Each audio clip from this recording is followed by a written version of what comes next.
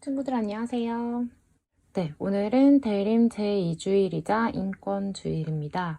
코로나 상황이 좋지 않아서 우리가 다시 온라인으로 만나게 됐는데 온라인으로 만나는 것도 조금 지루할 수도 있지만 친구들이 열심히 또 교리하고 과제하고 그렇게 미사 시간에는 또 기쁜 마음으로 만나고 그렇게 함께 기도하면서 이 시간 보냈으면 좋겠습니다. 오늘 대림 2주일이 시작하도록 할게요. 네, 먼저 시작기도 하겠습니다. 성부와 성자와 성령의 이름으로 아멘. 우리 함께 기도할게요.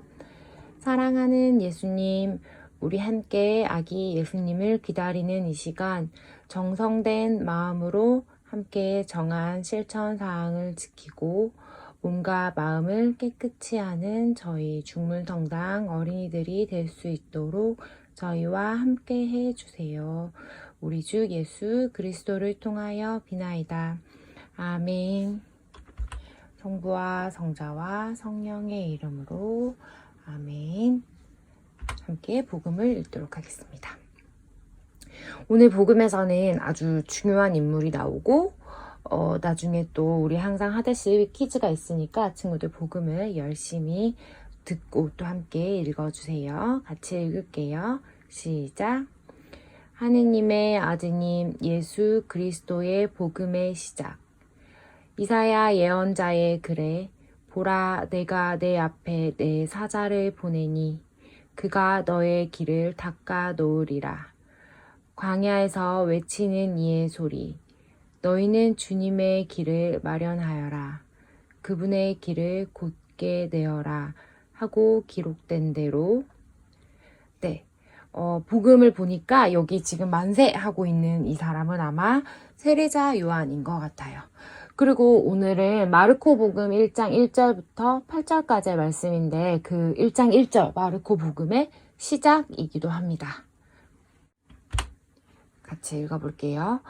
세례자 요한이 광야에 나타나 죄의 용서를 위한 회개의 세례를 선포하였다. 그리하여 온 유다 지방 사람들과 예루살렘 주민들이 모두 그에게 나아가 자기 죄를 고백하며 요르단 강에서 그에게 세례를 받았다. 네, 세례자 요한은 지금 물로 세례를 주고 있고요. 세례자 요한은 또한 예수님께도 물로 세례를 준 사람이기도 해요. 같이 읽어볼게요.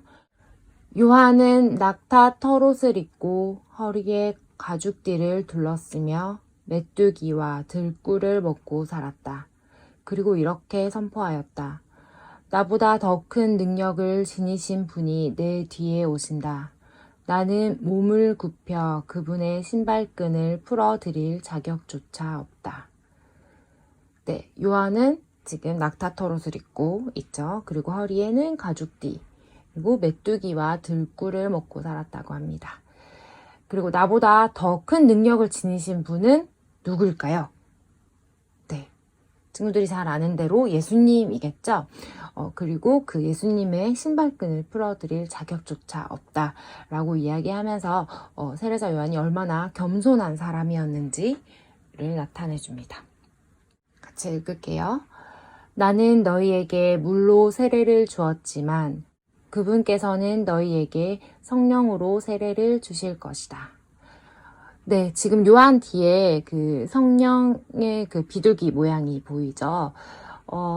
요한이 우리에게 준 물로 세례를 주는 것은 몸적인, 외적인 것을 깨끗하게 해주는 것이라면, 성령으로 세례를 주시는 것은 마음을 깨끗하게 해주시는 것과 같아요. 그래서 몸과 마음을 깨끗하게 하고 아기 예수님을 함께 기다리는 우리 대림 시기를 나타내는 복음입니다. 우리 혹시 친구들 지난 시간에 복음 기억이 나요? 네, 지난주는 우리가 대림 일주일이어서 선생님이 전례력으로 한 해의 시작이라고 알려줬었죠.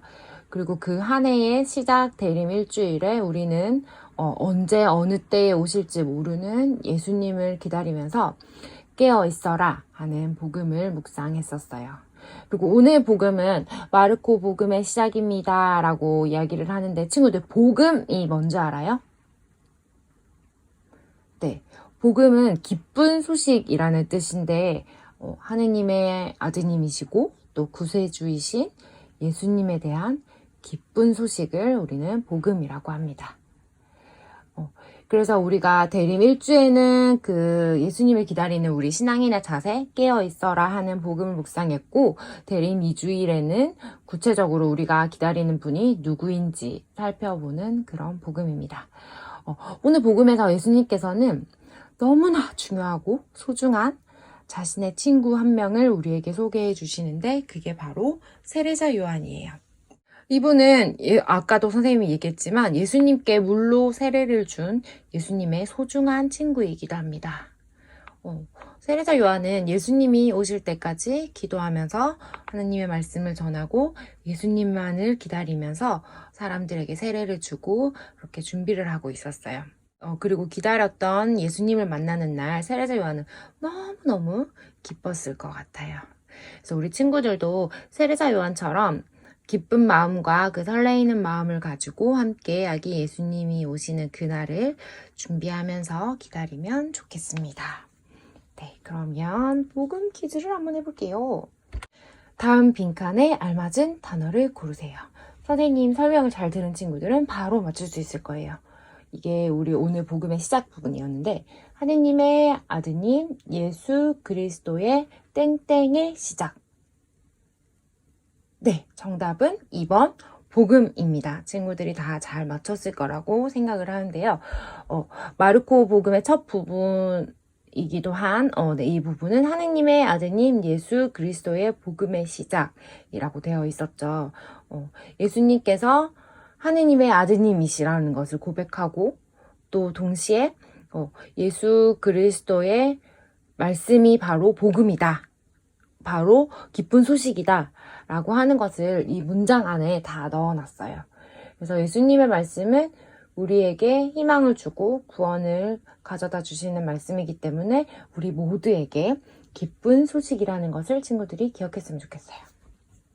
네, 다음 오늘 복음에서 이사야 예언자의 글에 나타난 사자는 누구를 가리키는 것일까요? 복음으로 돌아가 볼게요. 네, 처음에 보면 이사야 예언자의 글에 보라 내가 내 앞에 내 사자를 보내니 그가 너의 길을 닦아 놓으리라. 광야에서 외치는 이의 소리 너희는 주님의 길을 마련하여라. 그분의 길을 곧게 내어라 라고 했는데 여기서 말하는 사자는 이 만세하고 있는 세례자 요한을 나타내는 거겠죠. 그래서 이번의 정답은 세례자 요한이었습니다. 세례자 요한은 예수님께서 사람들을 구원하러 오셨다는 것을 알려주고 또 그 사람들의 마음을 하느님께로 향하도록 이끌어주는 사람이었어요.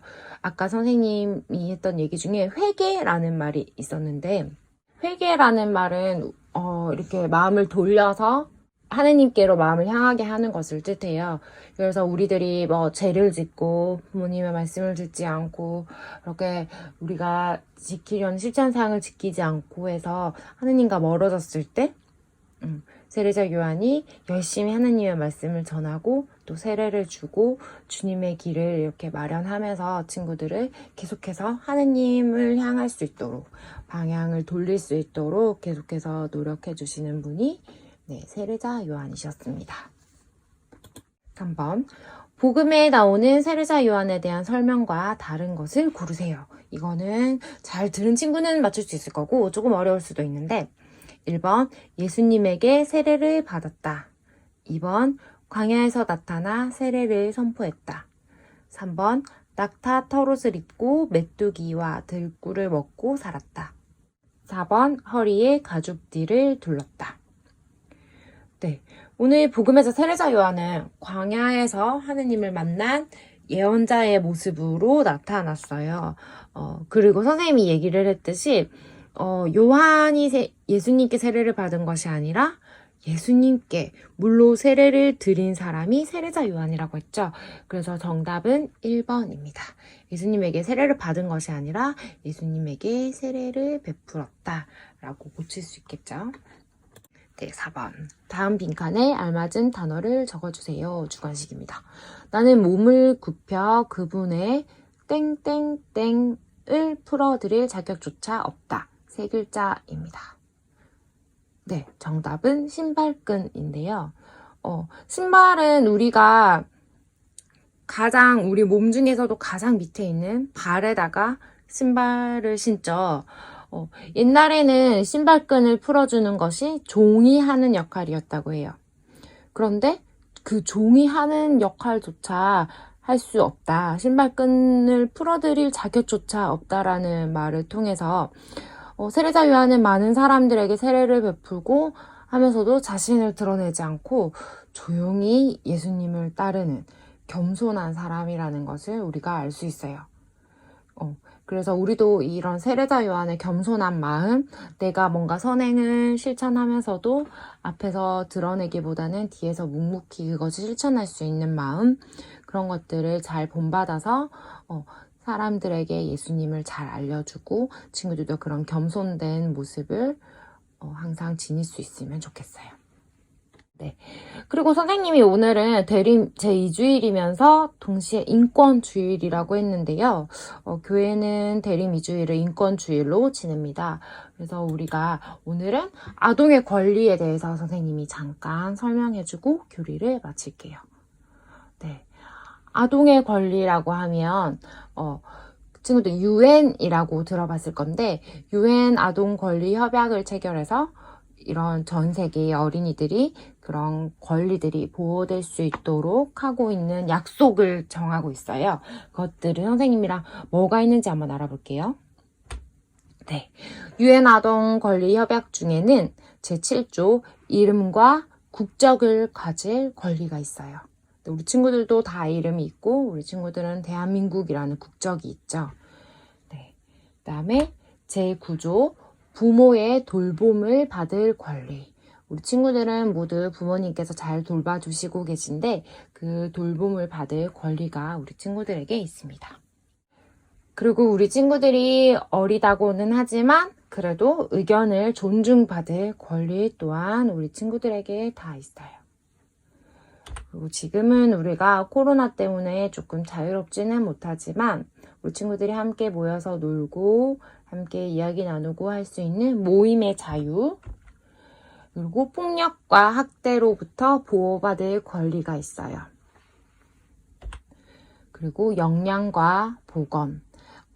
전 세계의 많은 나라의 어린이들은 풍족하게 잘 살고 오히려 그래서 비만인 걱정인 나라들도 있지만 먹을 것을 구하지 못해서 힘들어하고 그렇게 말라가는 친구들도 우리 친구들이 잘 알고 있을 거예요. 그러나 우리 친구들 모두에게는 영양과 보건에 관한 권리가 있어요. 그리고 굉장히 중요한 것은 교육의 권리가 있습니다. 친구들이 학교에 나와서 공부를 하고 모르는 것을 배워서 익히고 하는 교육의 권리가 있어요. 그리고 공부와 마찬가지로 여가와 놀이에 대한 권리, 네, 그리고 모든 것을 알 권리가 있습니다. 네, 그래서 선생님이 알 권리, 그리고 교육의 권리에 대해서 전 세계의 친구들의 학교 가는 길을 잠깐 살펴보려고 해요. 방글라데시, 그다음에 케냐, 페루의 친구들이 학교 가는 모습인데요. 케냐 친구들은 교복을 입은 것 같고, 네, 페루 친구들도 교복을 입은 것 같고, 네, 뭔가 방글라데시 친구들은 강가로 해서 걸어서 학교로 가고 있는 것 같아요. 네, 몇몇 친구들의 이야기를 한번 들어볼게요. 안녕, 내 이름은 조야. 나는 영국 런던이라는 곳에 살아. 나는 매일 학교에 걸어 다녀. 내가 좋아하는 길은 공원을 통과해서 가는 길이야. 너도 걸어서 학교에 다니니? 얼마나 걸리니? 라고 친구들에게 물어보는데요. 친구들도 학교에 걸어 다니는 친구, 부모님 차로 이동하는 친구들, 그리고 버스 타고 가는 친구들 등 많이 있겠죠. 우리 영국에 있는 조라는 친구는 공원을 통과해서 걸어서 학교로 간다고 해요. 내 이름은 에릭이야. 11살이지. 나는 라틴 아메리카 대륙에 있는 온두라스라는 나라에 살아. 나는 학교에 다니는 것이 좋아. 나는 커서 훌륭한 정비사가 될 거야. 내가 학교에 가지 않을 때는 소를 돌보는 일을 해.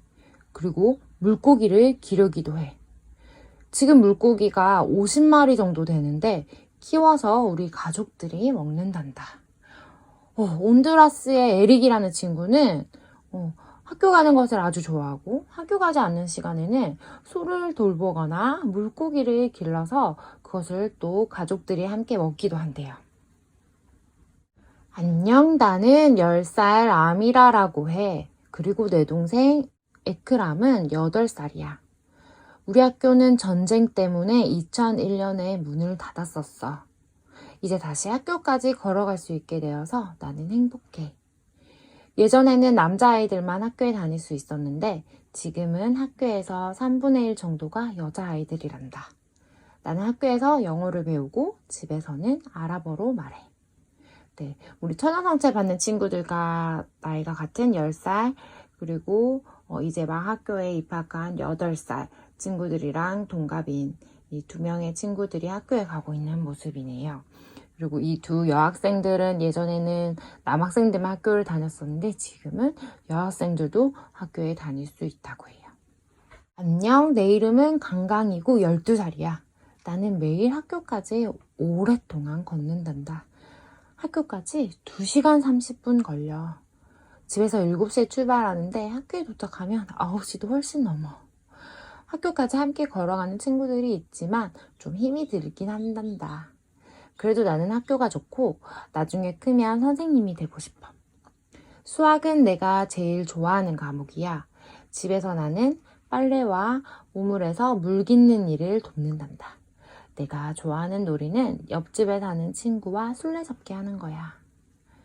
네, 우리 친구들 강강은 2시간 반이 걸려서 학교에 가고 또 학교에 왔으면 또 2시간 반을 걸어서 집에 가야 된대요. 그래서 많이 힘들지만 그래도 학교 가는 게 좋고 또 학교를 가지 않는 시간에 집에서 빨래를 돕고 우물에 물 깃는 일을 돕는다고 해요.